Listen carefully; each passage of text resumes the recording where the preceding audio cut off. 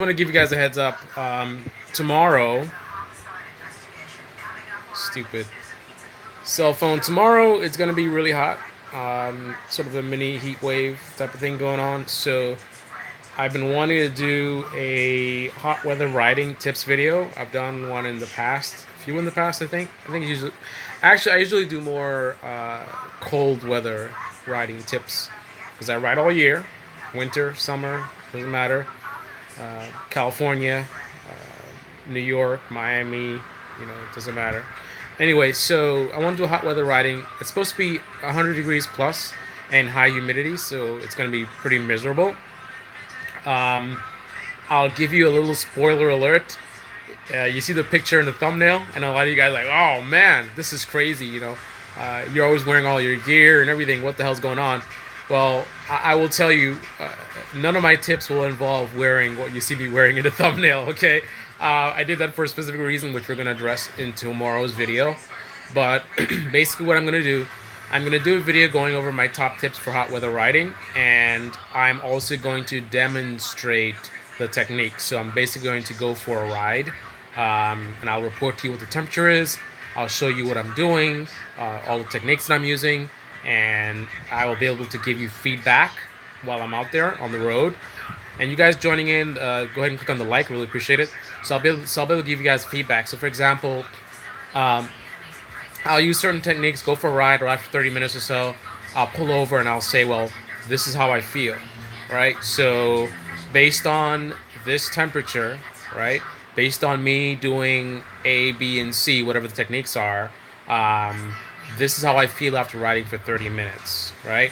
Of course, your mileage may vary, you know, just because I feel comfortable. You may actually be like your tolerances will be different than mine, right? So what I'm comfortable with may not be what you're comfortable with, but still, I'm giving you at least some information for you to use to make your own decisions about what you want to do in terms of how you want to deal with hot weather riding. Do you want to not ride at all when it's really hot, or do you want to ride when it's hot, but then try out some of my tips? Maybe you have some other ideas as well. So the whole idea is for me to help you guys out in terms of addressing that issue of riding in hot weather and being safe. That's the key thing. Riding in hot weather may not be that difficult of a thing depending on how hot it is because you can just dress, like a t-shirt, like in the thumbnail, right? But that's very dangerous. So I'm going to show you how to be safe and comfortable. Now, before I end this live stream, because this is just an announcement letting you guys know to look out for my video tomorrow. But before I end this live stream, I just want to leave you guys with some tips. So just some quick tips. So number one, stay hydrated, right? You can be out on a motorcycle, you're riding, have a great time, you're really focused on the ride, and you may not realize how much of moisture that your body's losing from the sweat. So you can actually get dehydrated. That can mess with your focus, your concentration.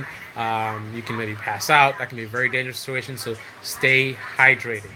Um, and on top of that, I add a sort of a bonus point to that is be very use common sense. Be very aware um, that when you're riding in the on the warmer temperatures, you're subjecting your body to a potentially stressful situation, and as a result, you can find yourself in problems where maybe you start feeling not so good, you get distracted, you miss something, you crash. So you got to consider, and actually they go hand in hand. You got to consider your health in terms of risk to your health, and then also your safety. But they go hand in hand because you can't be on a bike and be sick, like you're gonna pass out or something like that, because you're probably gonna crash and you might very well die or get very injured. So you need to be in a good state in terms of health wise. So to do that, hydrate and also pay attention to how your body feels. Right, look out for certain any kind of you feel weird, like pay very much attention to it, and sort of be more on the cautious side. If you feel anything weird, you're not sure, pull over, take a breather, assess, maybe get some water, and decide what you want to do. But don't just be on the road and continue, and then you like pass out and you run off the road, right? Don't do that. All right, so stay hydrated, be safe, pay attention, be attentive to your body. Um, Also, just like with the cold weather riding tips, you want to have a base layer that's a wicking layer. So some kind of material that's not gonna sort of absorb sweat. Like this cotton shirt, probably a bad idea because as you sweat, the sweat's gonna get all stuck in this, and then you're just gonna be wet and nasty. Um, so you want something that's going to actually wick the moisture away from you. It's not only because the whole idea of you being sort of wet and nasty. It's also um, the way that you stay cool in hot weather is by sweating, and the way sweat works is not just water coming out of your body.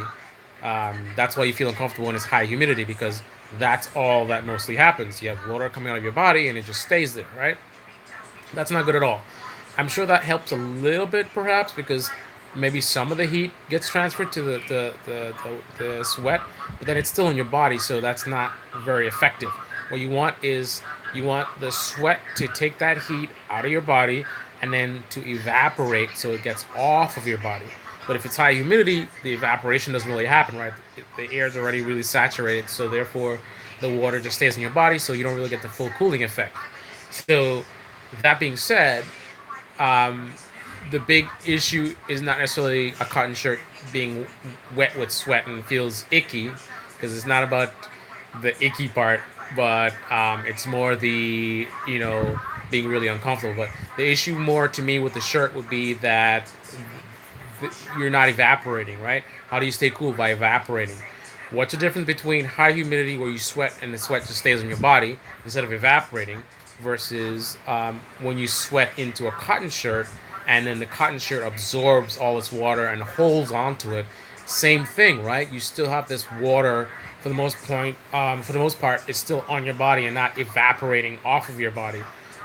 So if you get something that's wicking, then the moisture will come out of your body into the shirt, and it's designed to sort of move the moisture out. And then, if you're wearing appropriate gear, you should have good ventilation. That air should hit the shirt and help it to evaporate, and that's the cooling effect. So those are the main points that I wanted to bring up. There's a lot more points that I'm going to bring up tomorrow for tomorrow's video, so stay tuned for that. But that's it. I'm gonna leave it at that for tonight. Anyway, this is your Fast Life Motorcycle channel. If you guys enjoy the content, definitely go ahead and click on the like. You guys just joining the live stream, go ahead and click on the like button. Really appreciate it. Shout out to Yes Sure. Shout out to C Kim. Shout out to Christopher Carter. Shout out to 650 Eve. Shout out to R1 Kelly. And shout out to Fast and Fearless. I haven't seen you in a while. Hope all is well. And everyone ride safe. And until the next episode, which is tomorrow, a couple videos going up about hot weather riding. All right, guys, this is your Fast Life, the most awesome motorcycle channel in the universe. Yay, yay! And cut. And cut. All right, fellows. I'm out. Oh.